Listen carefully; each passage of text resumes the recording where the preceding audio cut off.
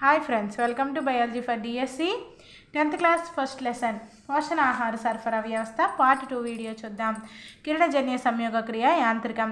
కిరణజన్య సంయోగ క్రియ ప్రధానంగా 2 దశలలో జరుగుతుంది. అవి కాంతి చర్య, నిష్కాంతి చర్య. కాంతి చర్య లేదా కాంతి రసాయన దశ. ఈ చర్యలో కాంతి ప్రధాన పాత్ర వహిస్తుంది.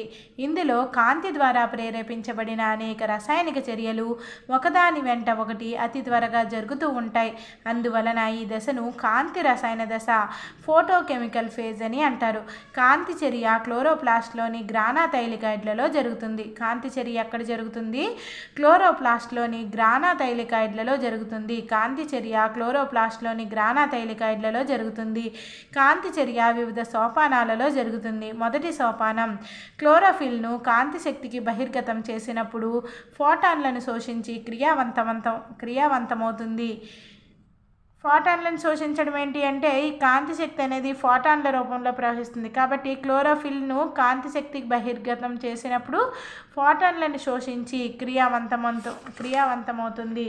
రెండవ సోపానం, నీటి అణువు హైడ్రోజన్ హైడ్రాక్సిల్ అయాన్లు విచ్ఛిన్నం చేయడానికి కాంతి శక్తి వినియోగించబడుతుంది. రెండవ సోపానంలో నీటి అణువు అనేది హైడ్రాక్సిల్ అయాన్లుగా విడిపోతుంది అన్నమాట. నీటి అణువు హైడ్రాక్సిల్ అయాన్లు విచ్ఛిన్నం చేయడానికి ఈ కాంతి శక్తి అనేది వినియోగించబడుతుంది. ఈ చర్యను నీటి కాంతి విశ్లేషణ, ఫోటోలైసిస్ ఆఫ్ వాటర్ అంటారు.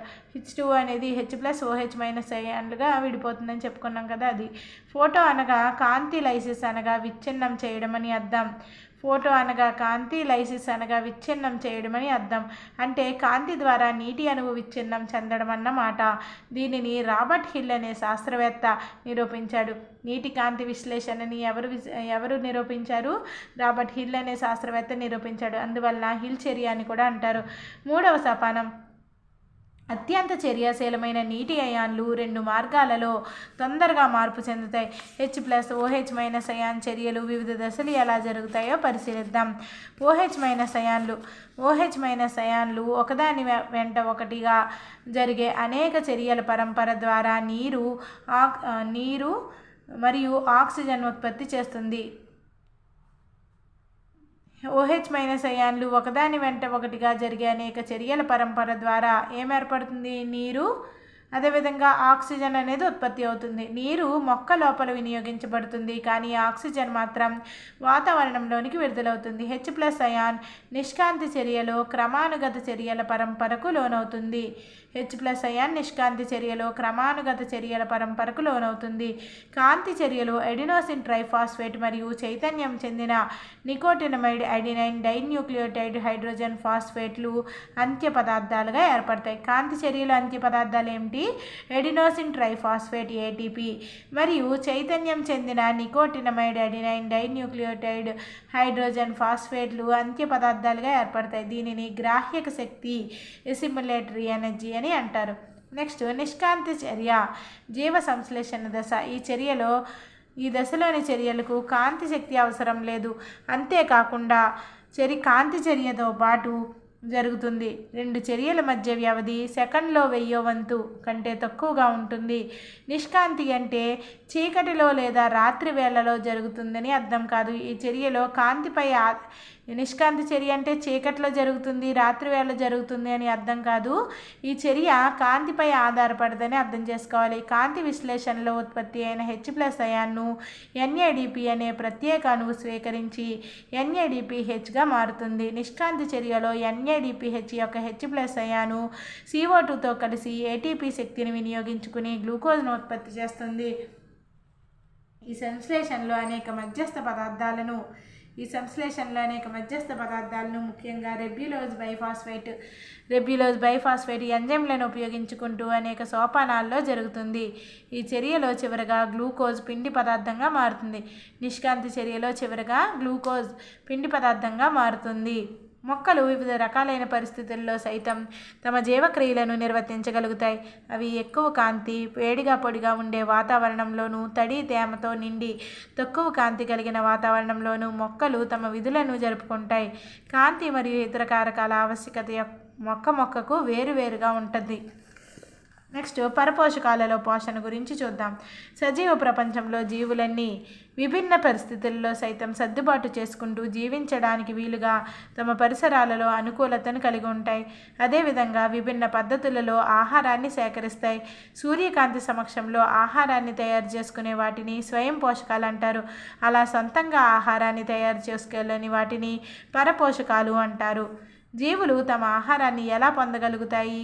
జీవులకు లభ్యమయ్యే ఆహారపు రకము, దాని అందుబాటును బట్టి అవి ఆహారం పొందే విధానంలో వినియోగించుకోవడంలో అనేక రకాలైన పద్ధతులను అనుసరిస్తాయి. కొన్ని ఈస్ట్లు, కుక్కగొడుగులు, రొట్టెబూజులు వంటి జీవులు ఆహారాన్ని శరీరం వెలుపల చిన్న చిన్న అణువులుగా విడగొట్టి శోషిస్తాయి. వీటిని పూతికాహారులు అంటారు. ఇంకొన్ని రకాల జీవులు ఆతిథేయ జీవిపై ఆధారపడి దానిని చంపకుండా పరాన్న జీవన విధానంలో ఆహారాన్ని సేకరిస్తాయి. ఉదాహరణకి కస్కుట, పేను, జలగ, బద్దిపురుగు మొదలైన జీవులు పరాన్న పోషణను పాటిస్తాయి. మరికొన్ని జీవులు ఆహారం మొత్తాన్ని లోనికి తీసుకొని అంతర్గ్రహణం, శరీరం లోపల సూక్ష్మ పదార్థాలుగా విడగొడతాయి. ఆహారం తీసుకోవడం, జీర్ణం చేసుకోవడం మొదలైన అంశాలన్నీ జీవి నిర్మాణము, పనిచేసే విధానం పైన ఆధారపడి ఉంటాయి. ఆహారం రకం, అది లభించే విధానంలో తేడాలు ఉండడం వలన వివిధ రకాలైన జీవులలో జీర్ణ వ్యవస్థలు కూడా వేరువేరుగా ఉంటాయి. ఏకకణ జీవి అయిన అమీబాలో ఆహారం శరీరం ఉపరితలం నుండి సేకరించబడుతుంది. కానీ క్రమేపీ జీవులలో సంక్లిష్టత పెరిగే కొద్దీ వివిధ రకాలైన భాగాలు ప్రత్యేక విధులను నిర్వహించడానికి అనువుగా మార్పు చెందుతాయి. ఉదాహరణకు అమీబా ఆహార సేకరణ కొరకు శరీర ఉపరితలం నుండి వేళ్ల వంటి మిథ్యాపాదాలను ఏర్పాటు చేసుకుంటుంది. ఈ మిథ్యాపాదాలను ఆహారం చుట్టూ వ్యాపింపజేసి ఆహారపు రిక్తికగా మారుస్తుంది. ఆహారపు రిక్తికలో సంక్లిష్ట ఆహార పదార్థాలు సరళ పదార్థాలుగా విడగొట్టబడిన తర్వాత కణద్రవ్యంలోకి వ్యాపనం చెందుతాయి. జీర్ణం కాని పదార్థం కణం ఉపరితలానికి చేరి అక్కడి నుండి వెలుపలికి పంపబడుతుంది. ఏకకణ జీవి అయిన పారమేషియంకి కాలి చెప్పు ఆకారంలో ఉంటుంది. ఒక ప్రత్యేక స్థానం నుండి ఆహారం గ్రహించబడుతుంది. శరీరం అంతా వ్యాపించి ఉన్న శైలికల కదలికల వలన ఆహారము ఆ ప్రత్యేక స్థానాన్ని చేరుకుంటుంది. అక్కడి నుండి శరీరం లోపలికి వెళ్తుంది. ఆ భాగాన్ని కణముఖం, సైటోస్టోమ్ అని అంటారు. కస్క్యూటాలో పరాన్న జీవ పోషణ గురించి చూద్దాం. ఇప్పుడు బంగారు తీగ కస్క్యూటా ప్రజాతికి చెందిన ఆకులు లేకుండా తీగలుగా చుట్టుకుంటూ పెరిగే పత్రరహిత పరాన్నజీవ మొక్క కస్క్యూటా అనేది, లేదా దీన్ని ఏమంటాము, కస్క్యూటా లేదా బంగారు తీగ అని అంటాం. కస్క్యూటా ప్రజాతికి చెందిన ఆకులు లేకుండా తీగలుగా చుట్టుకుంటూ పెరిగే పత్రరహిత పరాన్నజీవ మొక్క కస్క్యూటా. ఇది కన్వాల్వులేసి కుటుంబానికి చెందింది. కస్క్యూటా అనేది కన్వాల్వులేసి కుటుంబానికి చెందింది. ఈ ప్రజాతిలో దాదాపు 170 రకాల తీగ మొక్కల జాతులు ప్రపంచవ్యాప్తంగా సమశీతోష్ణ ఉష్ణమండల ప్రాంతాల్లో వ్యాపించి ఉన్నాయి.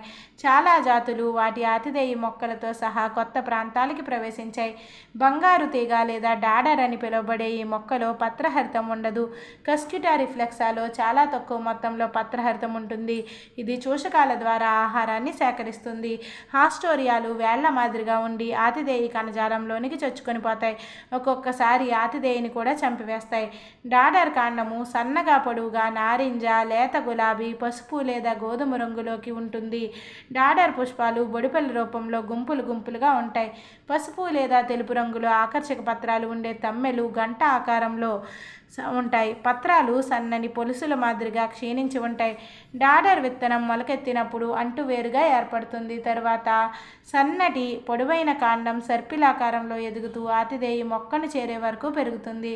తరువాత ఆతిథేయి కాండాన్ని పెనవేసుకుని హాస్టోరియాలను కాండంలోనికి చొప్పిస్తుంది. హాస్టోరియాలు ఆతిథేయి దారువు నుంచి నీటిని మరియు పోషక కణజాలం నుండి పోషక పదార్థాలను సేకరిస్తాయి. హాస్టోరియాల్ని కాండంలోకి చొప్పిస్తుంది అనమాట. ఆతిథేయి కాండాన్ని పెనవేసుకుని హాస్టోరియాలను ఆతిథేయి కాండంలోనికి చొప్పిస్తుంది. హాస్టోరియాలు ఏం చేస్తాయి? ఆతిథేయి దారువు నుండి నీటిని మరియు పోషక కణజాలం ఆతిథేయి దారువు నుండి నీటిని, పోషక కణజాలం నుండి పోషక పదార్థాలని సేకరిస్తాయి. డాడర్ కాండం ఆతిథేయి కాండంతో సంబంధం ఏర్పరచుకోగానే డాడర్ మొక్క వేళ్లు కుళ్ళిపోతాయి. డాడర్ మొక్క పెరిగే కొలది నూతన హాస్టోరియాలు ఆతిథేయి మొక్కతోటి సంబంధాలను పెంచుకుంటాయి. కాండం తీగలాగా ఆతిథేయి మొక్క చుట్టూ మెలికలు తిరిగిన తరువాత పక్కనున్న మరొక కాండాన్ని చుట్టి పెనవేసుకుపోవడం వలన ఆతిథేయి మొక్కపై మొత్తం వల మాదిరిగా ఆక్రమించి జాలాకారంగా కనపడుతుంది. నెక్స్ట్ వీడియోలో మానవునిలో జీర్ణ వ్యవస్థను గురించి డిస్కస్ చేద్దాం.